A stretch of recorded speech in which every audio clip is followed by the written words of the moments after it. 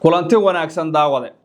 halkani waa Somali Inside Media wararka ugu waaweyn caalamka iyo Soomaalida ayaan uga hadalnaa wararkeena maanta waxa ugu mudan ama door xulkooduba ay kala yihiin wali waxa warar dheeraad laga helayaa wada hadallada Iran iyo Mareykanka gaar ahaan wada hadalladii Pakistan iyo sidoo kale dalal kaleba ay garwadeenka ka ahaayeen waxaan isla eegaynaa wararka hadda soo baxaya madaxweyne Trump uu hadlay heshiis ayaa jimcaha dhacaya buu yiri wada hadalladuna way sii socon doonaan sidoo kale Iran ayaa hadda waxay Mareykanka Hormuz ka qabatay laba markab oo xamuul ah kadib weerar lagu qaaday saddex markab laba kamid ah ayaa la soo qabtaa lagu leeyahay haddaba maraakiibtan xageebaa laga lahaa warbaahinta Iran ayaa sheegtay in Iran aysan ka qayb gali doonin wada hadallada la filayo inay ka dhacaan Pakistan halka markaasi safiirada qaar iyo madaxda gobolku ay leeyihiin waa khasab in Iran weerarkan ay ka ama markaas ay ka howlgashaa ama ay ka qayb gashaa dabcan aan idhaahdo wada hadalladan madaxweynaha Lebanon wuxuu ka hadlay askari Faransiis oo Lebanon lagu dilay wararkaas aan soo koobaya saaxib hadii aad nagu cusub tahay halkan ku soo biir waa Mareykanka aan dhawaan ugu tala galnay inaan ku baahino wararka ugu waaweyn caalamka iyo Soomaalida waa dhawaan gal rukumo waxaad ka heli doontaa si joogto ah wararka ugu waaweyn dunida oo dhammaan tahay waxaan ku bilaabayaa Tehran ayaa sheegtay in ay markaasi heshay codsi ka yimid Islamabad oo ku saabsan in la kordhiyo xabad joojinta waxayna sidoo kale muujisay inay qadarinayso dadaalada Pakistan waxay Tehran intaasi ku dartay inay uga mahadcelinayso Pakistan dadaalka ay ku bixinayso dhexdhexaadinta iyo ka shaqeynta xabad joojinta madaxweyne Donald Trump dhankiisa dabac ayuu muujiyay in uu diyaar u yahay wada hadallada inay noqdaan kuwa sii socda isla markaana miro dhala Trump wuxuu sheegay in wada hadalladan guntooda hoose la gaari doono Jimcaha isla markaana ay noqon doonaan wada hadallo dhab ah oo sidii loogu talagalay u fula sida uu hadalka u dhigay geesta kale waxaan rabaa inaan eego madaxweynaha Lebanon wuxuu ka hadlay askari Faransiis dabcan oo lagu dilay gudaha wadankaas Lebanon ninka lagu magacaabo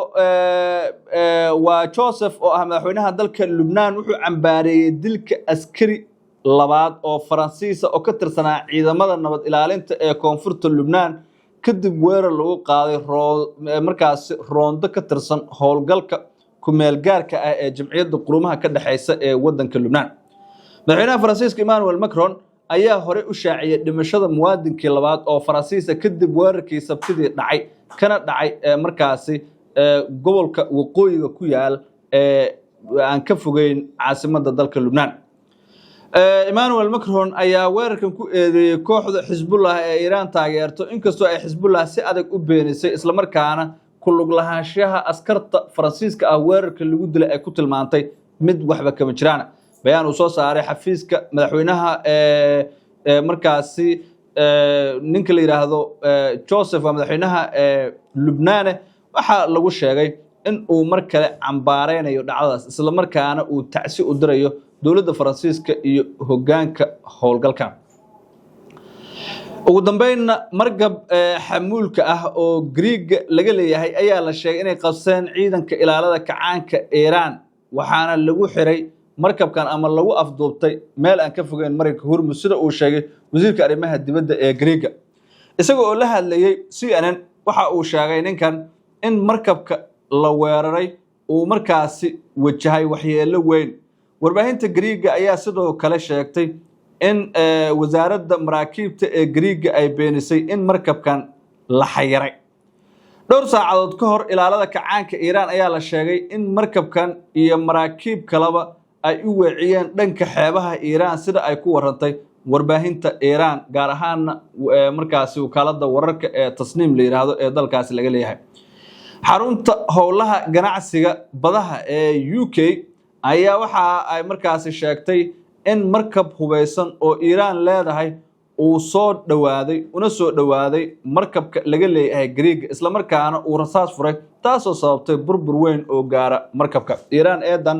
dabcan way iska fogeysay sidoo kalena Greek ayaa ku eedeeyay in ciidanka ilaalada kacaanka Iran ay Mareykanka Hormuz iyo aagiisuba ay ka wadaan khalkhalgelin sida ay hadalka u dhigeen